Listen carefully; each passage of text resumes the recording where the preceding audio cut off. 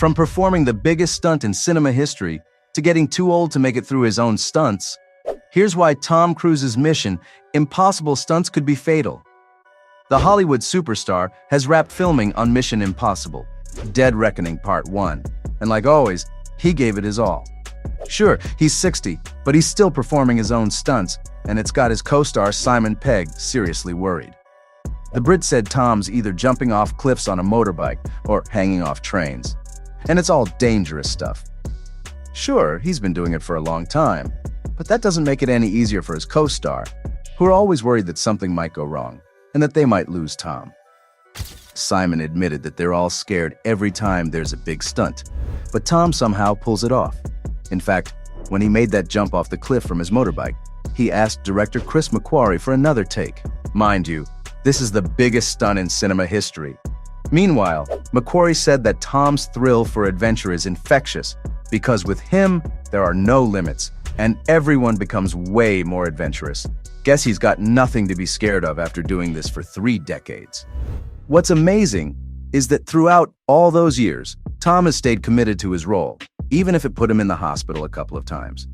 Remember that awesome scene from Mission Impossible: Fallout, where Ethan Hunt, Tom's character from the franchise, hangs from a flying helicopter, but loses his grasp midway and grabs a netting freight on his way down. It's an extremely dangerous scene, and the actor had to do it 5 times. God knows how hard each impact hit him.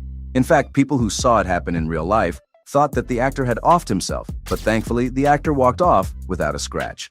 Can't say the same about his other stunts though, because he actually injured his right ankle and hip while filming Mission Impossible 6, and production had to be paused. It happened when Tom was jumping between 2 buildings with the help of a harness. According to the footage, the actor collided headfirst into the second building and broke his ankle in the process, but he still finished the take, all because he didn't want to do it again. I'd say Rogue Nation was harder, because Tom was dangling off a jet in this one.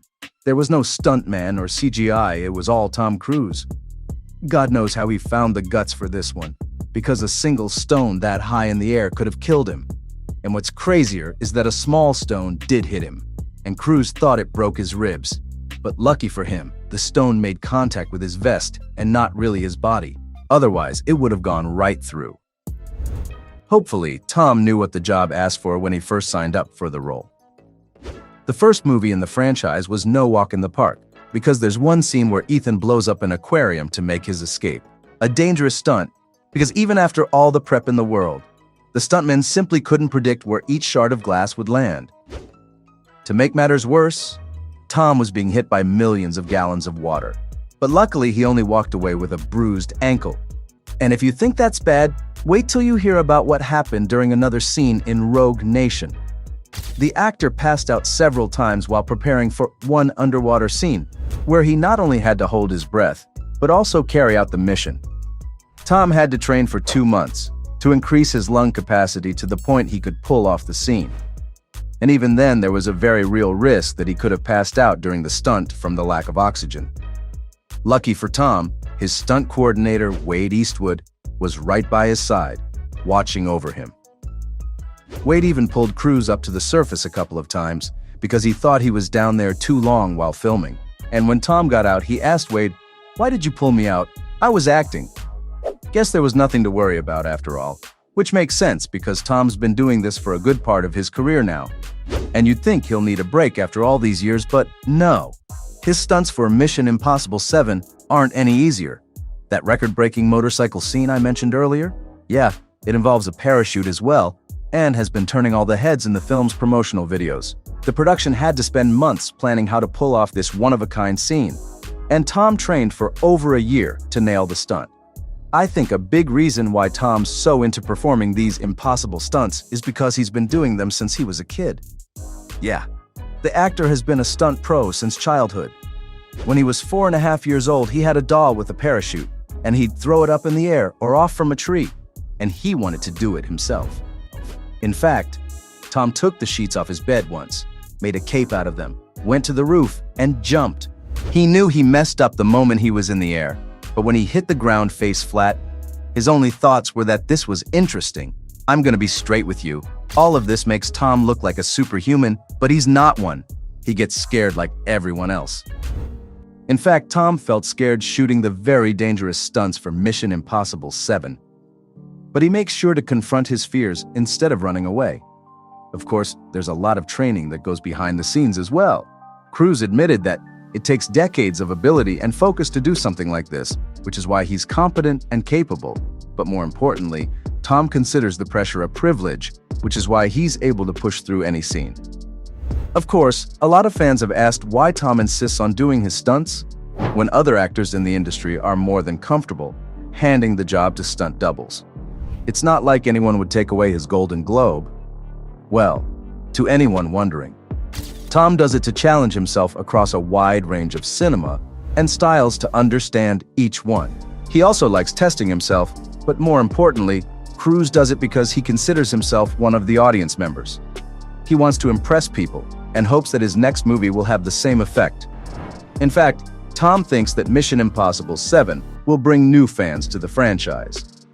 In his words, they could start with the film and see for themselves that the action is real.